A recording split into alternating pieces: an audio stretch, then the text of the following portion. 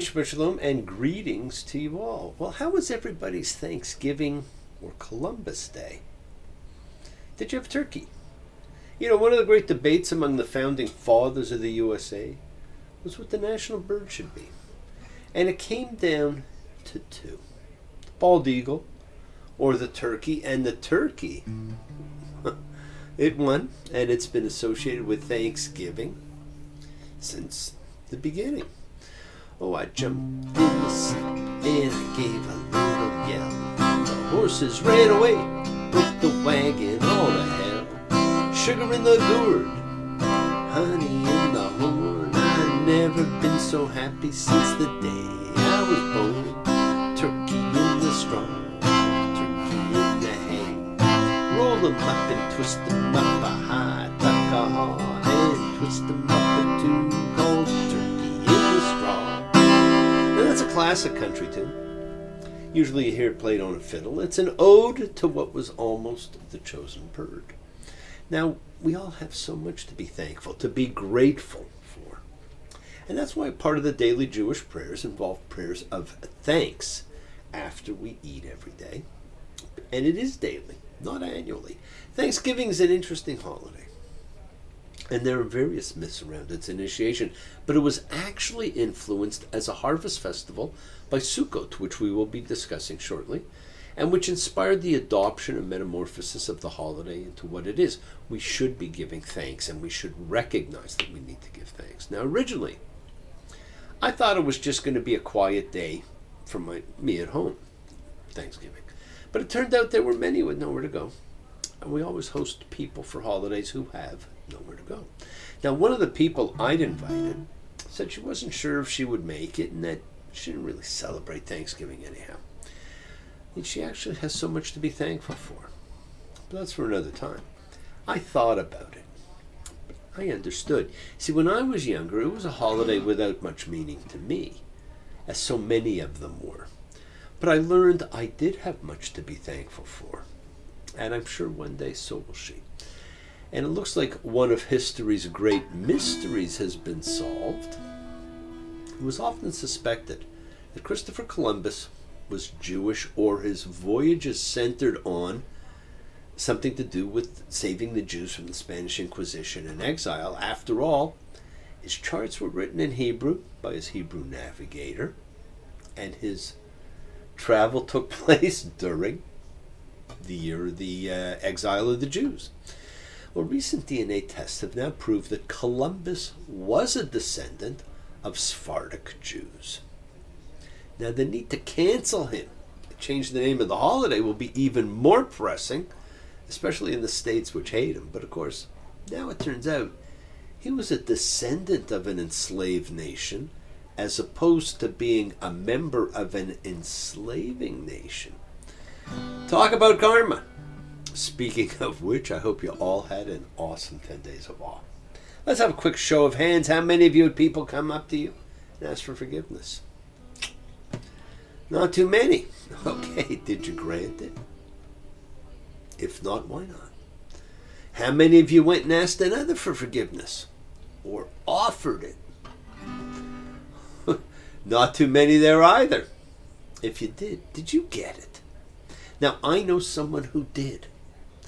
And it was difficult for her, but oh so rewarding. A fisher was healed. Now, it is amazing how few people avail themselves of this great opportunity to partake in a truly healing event, the forgiveness mechanism. It's only two biblical characters who ever did. And when you look at the events of their lives, the way the events impacted who they were, what they became, what happened as a result of their forgiving, you would think everyone would jump on that bandwagon. And those two were actually related. Esau, one of the most reviled of biblical characters, and Joseph, the great dream master. But of course, if you go back far enough, we're all related. And you know what? We are. Subsequent to them, Christianity based itself on an individual asking God to forgive all of mankind for their ignorance. So it's incredible that you do not forgive a part of yourself when someone comes to you, because we are all connected, and in forgiving another, you're forgiving yourself. You all have that great gift of God to forgive. Use it. Somewhere, somehow, somebody must have kicked you a ransom. Who knows, maybe you're kidnapped, tied up, taken away and held for ransom.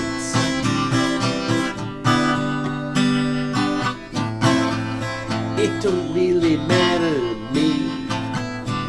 Everybody's had to fight to be free. You see, you don't have to live like a refugee.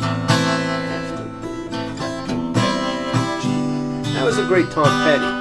And during a 2015 magazine interview, Petty reflected on his famous determination, and he said, probably the greatest achievement you can reach is when you're able to forgive the most heinous things in your life. I forgive anyone. That's where I've arrived. And if I'm not successful at that, I forgive myself. He said that with a smile. What an amazing accomplishment. What an incredible statement. It's what we actually all strive for and live, and we can do it all with these simple steps. Ask forgiveness of anybody you wronged. Help as much as you can, and to any you fail to help, ask for understanding. And thank everybody who helped you. That's all you have to do. It emphasizes our need to stand with our brothers. And I'm sure you've all noticed that this past year, although it's been going on for a lot longer, but we certainly noticed it this past year, Jewish students, since October 7th of last year, throughout the world, have been pleading with the universities that they subscribe to restore a sense of peace to campuses. There should be ramifications for those participating in hate and destruction. Individuals should be held accountable for fostering environments of hate. Bring back acceptance, understanding, peace. Everybody's talking about bagism, shagism, dragism, madism, ragism, tagism, this ism, that ism, isn't it the most? All we are saying is give peace a chance. All we are saying is give peace a chance. It was June 1969, Montreal, Quebec. 55 years later, we still have not given peace a chance. Now, you know they say, no problem can be solved at the same level of awareness that created it. It's attributed to Einstein, but who knows? Earth is an experiment, and many believe man is the cancer that destroys what otherwise would be a world in balance. And our job is to bring balance and decency back into this world. And I have my little alien friend. Why can't we all just get along? And he's got a couple of things to say. We're now at the beginning of a gathering festival, my friends. We're going to talk about Sukkot. It's one of the 3 gathering festivals that's called for. It entails building a hut or a booth or a sukkah, which comes from the root word covering, and spending the week dining and sleeping in it. And just as it is a festival of gathering, we gather as we do as a community. When we come together to gather in our group celebrating common beliefs and faith, all beliefs, all faith, collective consciousness of seekers showing their faith, showing their love, any and all love, because we are a fellowship, a chavura, expressing our nature of kindness, compassion, thoughts, feelings, hopes, dreams, and wishes, because that unites us all in this community house of spirit, Beth Ruach, sharing and bringing light, keeping fear at bay, and even though together we're individual in our approach, each connecting in his or her or their own way. So once again, please do go ahead. Invite everyone, physically, digitally, psychically, emotionally, spiritually, any way at all to gather and share. From Psalm 133, the Hine Matov, Hine Matov, Shevet Tahim Gam, Hine Matov, Shevet Tahim Gam, How good and how pleasant it is for brothers and sisters together. Community. Community. Community. Together. We support each other in this community. So let's all send love, goodwill, and fellowship to the world. Remember, friends, this is you setting aside just a little bit of sacred time in your sacred space to honor and converse with whoever, whatever you happen to believe in, because we all believe in something. It's part of your Kavanah, your intention that you put out to the universe. It's your goodwill. Goodwill and intention are the roots of what you control, of what you correct. It is your intention that sets in motion everything that occurs in your lives, my friends. Let's take some time now. Let's use that intention, send some of that goodwill, some light, some healing out to whoever you know that needs it. Healing and renewal for everybody. Float through space, finding those that needs to send it out. For those you know, for the souls and spirits of everybody you love. So think of whoever that needs healing and renewal and love. Or even just plain goodwill. Focus on them, call their names. It's not for just people. It's for our pets, it's for the earth. It is the healing of the entire world, the tikkun olam. It's part of our spiritual genetic makeup, and part of the healing of the world is when we send thoughts and energy for health and renewal and goodwill for everybody. They don't have to be sick. It's for those in our hearts and our minds. Let's all send that energy out for the people in need everywhere. Special thoughts and prayers for those in need of assistance, because we pray for those who need prayer. We don't have to know them. We want health, recovery, good life for everybody around us. You know, we continue to pray for the hostages that Hamas says they will not release. Still held, still in prison, still languishing in those pits of despair. We pray for those closer to us. For Liz and Bill and Marilyn, for Shayna, and Amin for AJ. For Gabby, Trevor and Jessica, for the Elf and Luke, the Builder. For Carson, Sabrina, Dave, Maria and Paul. For Pammy and Roger, for Lucy, for Gloria and Inura, for dear Alana, for Fern and Johnny, for Kathy and Ken, for Carla and Mina, for Charles, for Maria and John, for Doria, for Ronnie and Connie, for Tally and Maya, for Danny and Nina, for all those suffering and in need. Let's not forget to include all the familiars of our lives, all of our sacred animal friends, everywhere. For everybody you know in need, for the whole world, for the bee. Friends, it is the kindness, the healing wishes, the goodwill and love we all send out. It just circles the world, finding those in need. So thank you, each of you, for all you do, for all you care, because the world is a world of spirit, and spirit, my friends, never dies. Me.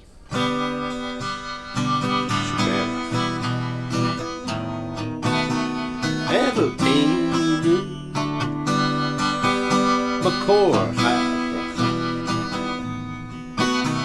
Limotenu.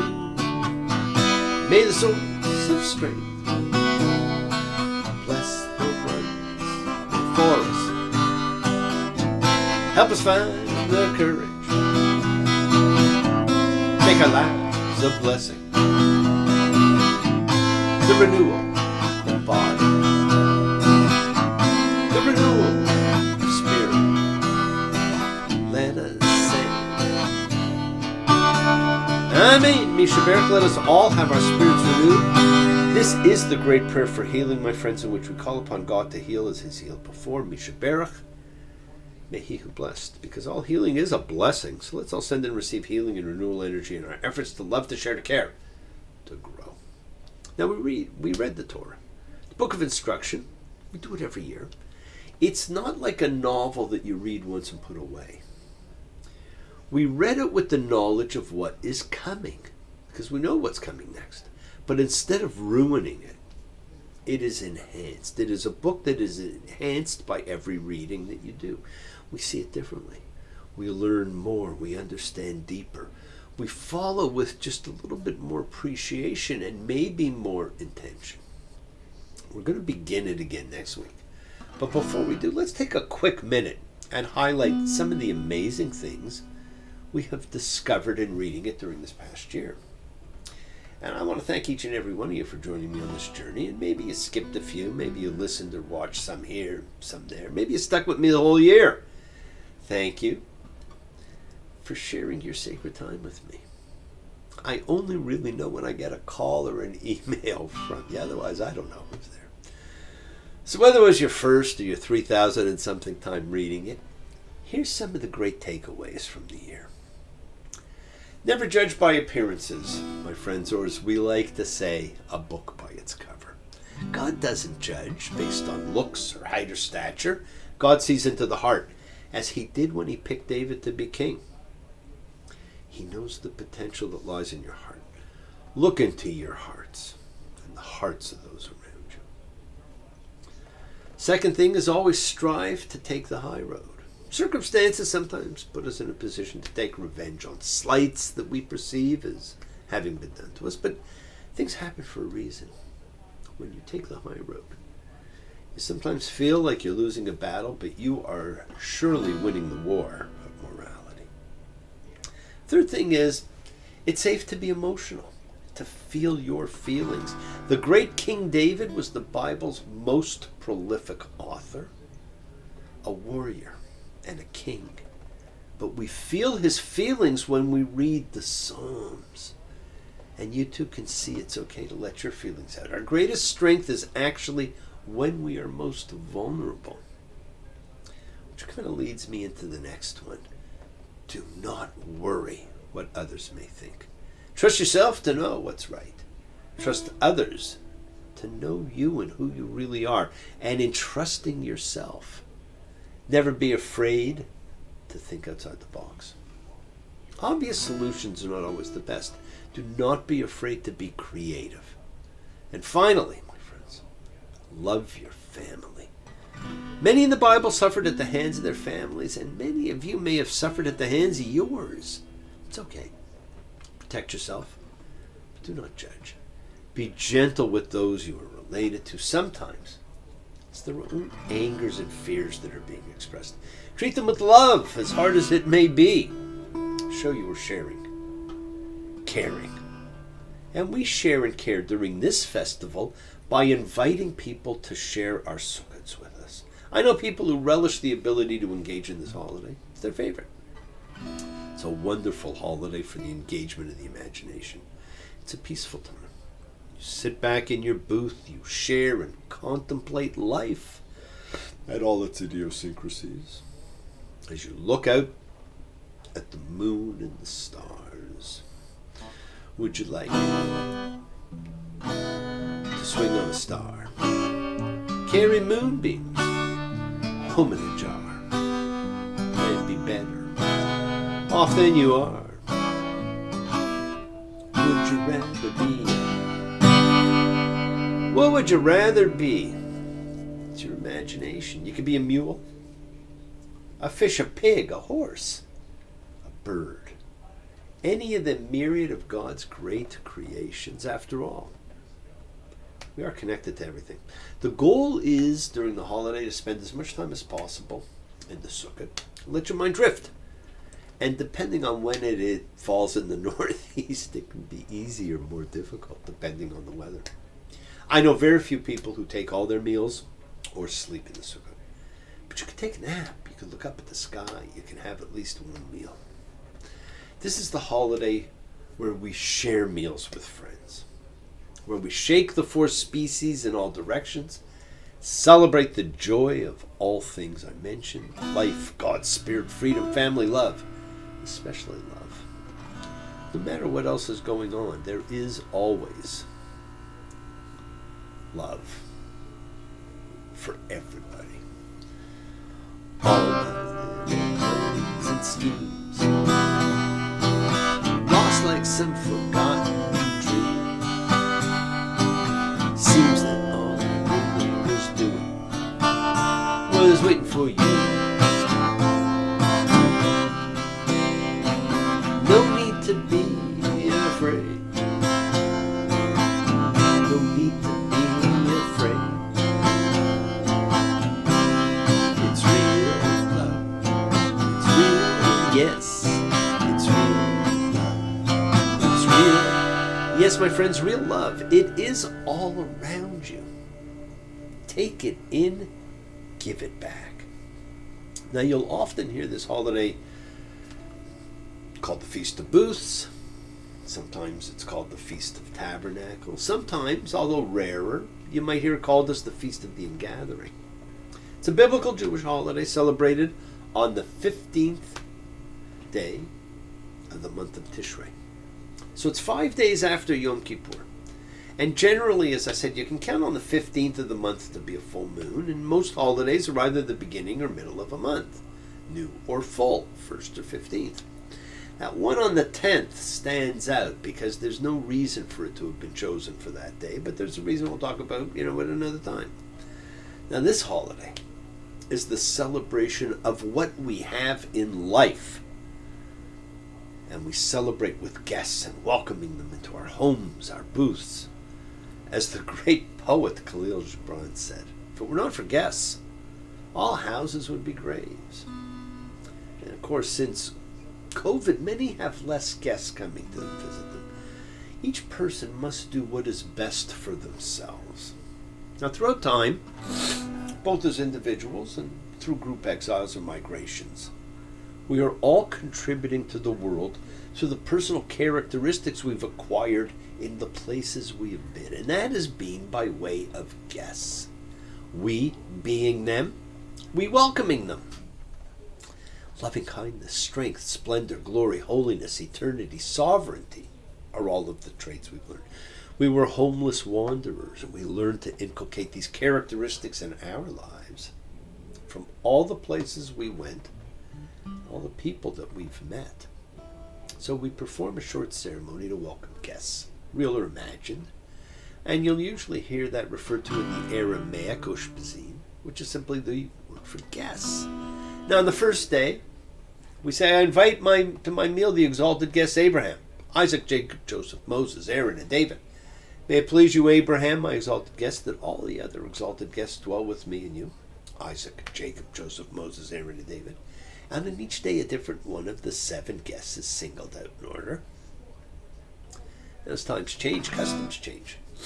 And you're not going to find that as a biblical instruction. And so of late, it's become popular in some circles to invite the matriarchs and other important women of Israel as guests.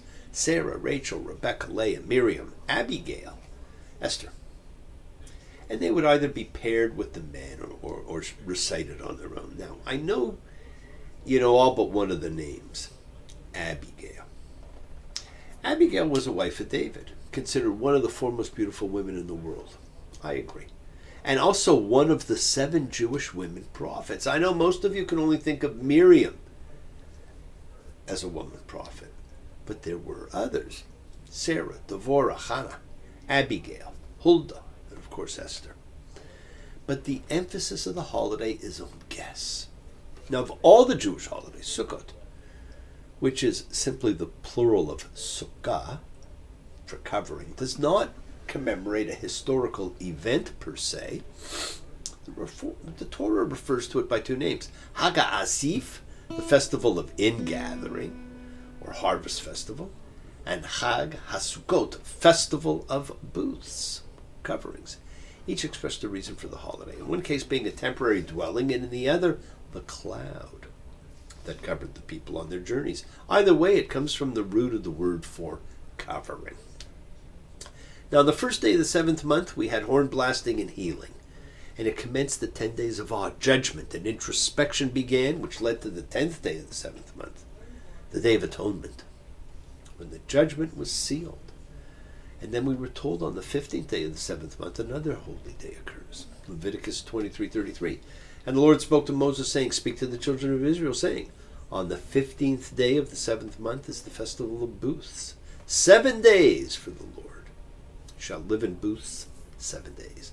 Every citizen in Israel shall live in booths, so your generations will know that I had the children of Israel live in booths when I brought them out from the land of Egypt. I am the Lord your God. Now, each day of the holiday, it's mandatory to perform a waving ceremony with the 4 species. You hold them together and you shake them. They were brooms sweeping away the cobwebs of despair. And here are, the 4 species, and you shake them in 6 directions.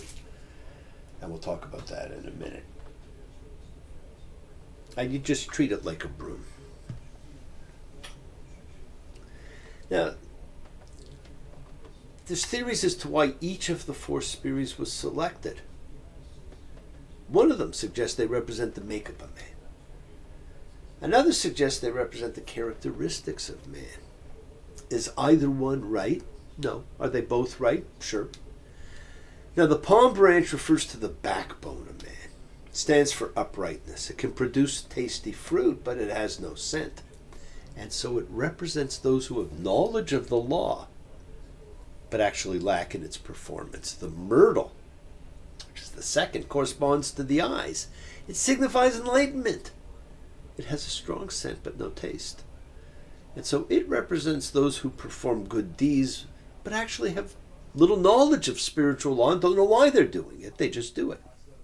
The willow, the third, represents the lips, the service of which is prayer. It has neither taste nor scent. And it represents those who have no knowledge of spiritual law and perform no good. You wonder why that one would be chosen. And the fourth is the etrog, and it refers to the heart, the place of understanding, love, and wisdom. And it has both a pleasing taste and a pleasing scent.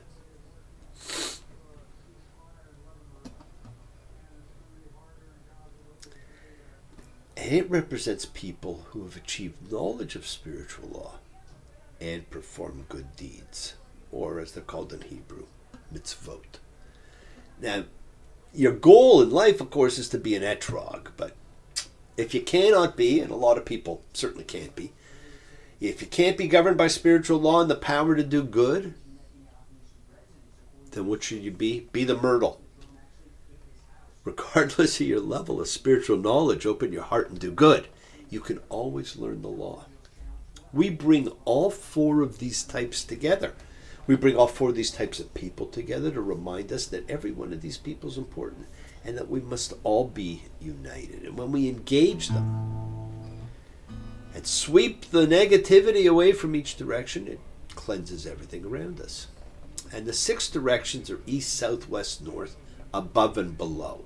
And it represents 6 emotions: harmony and peace, kindness, connectedness, discipline, perseverance, submission, as all holidays do. It commences with a blessing.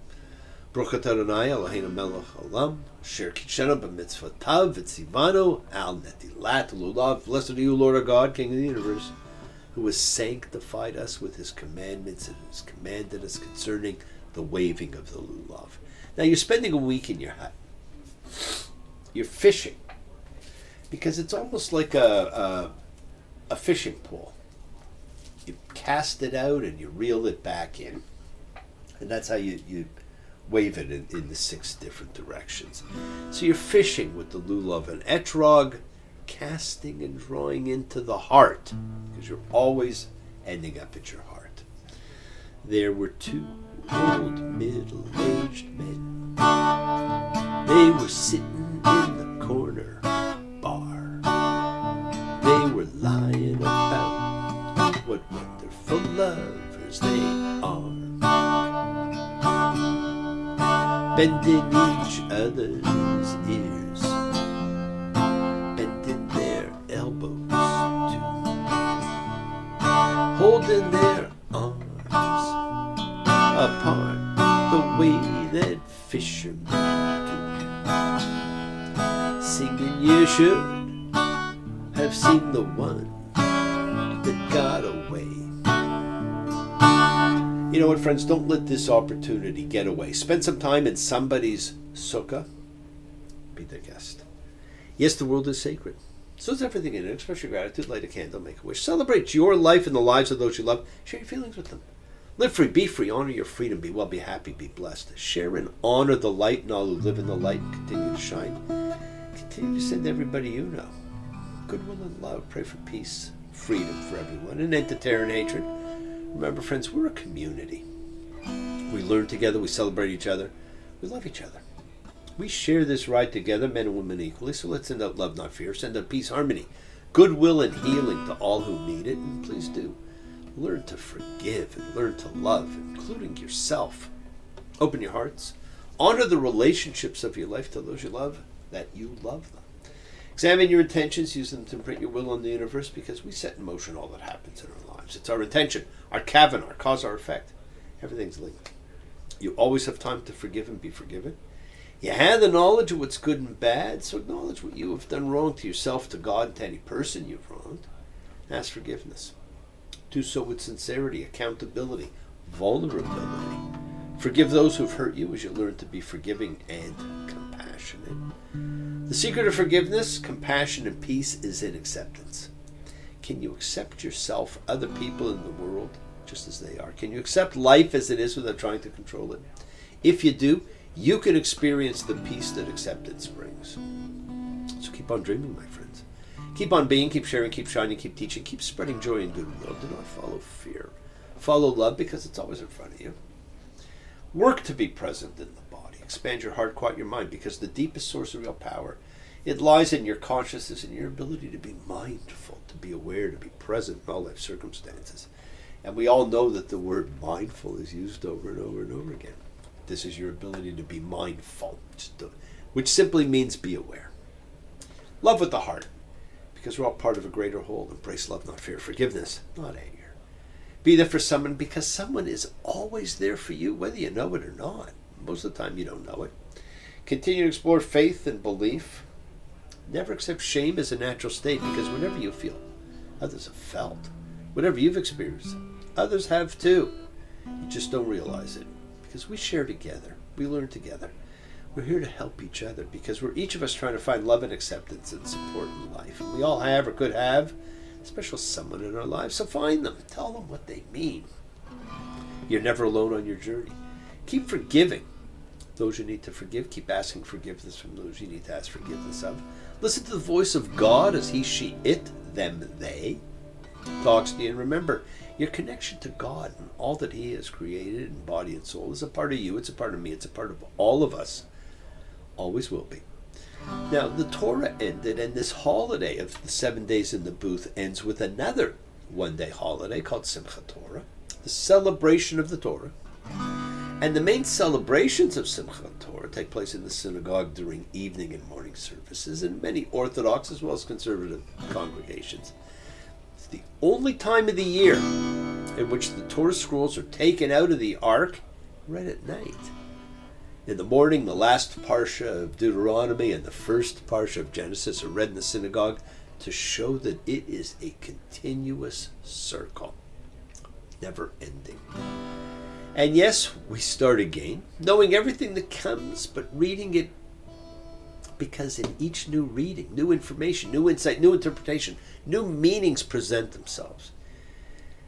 And everybody's given an opportunity to dance with the Torah, to love, to celebrate. And that's one of the highlights of the holiday, the dancing with the Torah.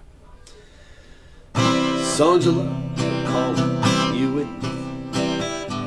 Freshness in all your sense and see. It flows with the breeze and brings fruit to the trees. Take a bite of life and see what it could be. Can't you hear your name, my dear? Soulful peace calls to you very clear. Drop your fear and know that love is near. Open your heart beneath the fragile and near. Love is all around and it's coming right now. Love is what we do. It is the key.